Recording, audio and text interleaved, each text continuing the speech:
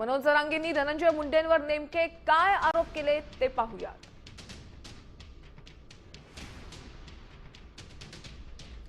धनंजय मुंडेंकडून मला मारण्याची सुपारी आहे, हा मुख्य आरोप आहे। त्यानंतर बीडचा कांचन पाटील धनंजय मुंडेंचा पीए।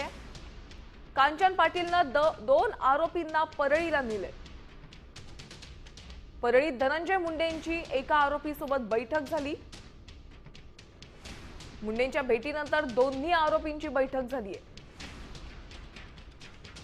आणि आरोपींची वारंवार धनंजय मुंडेंशी भेटीगाठी झाल्यात। तर मला मारण्यासाठी 2.5 कोटींची डील झाली आहे असा आरोप जरांगेंनी केला। खोट्या रेकॉर्डिंग बनवण्याचा प्लॅन होता। देश विदेशातील प्रत्येक घडामोडींचे लाईव्ह अपडेट मिळवण्यासाठी आता साम टीव्हीच्या सर्व सोशल मीडिया प्लॅटफॉर्मला लाईक, फॉलो आणि सबस्क्राईब करा। तसंच सर्व नोटिफिकेशनसाठी बेल आयकॉन प्रेस करायला विसरू नका।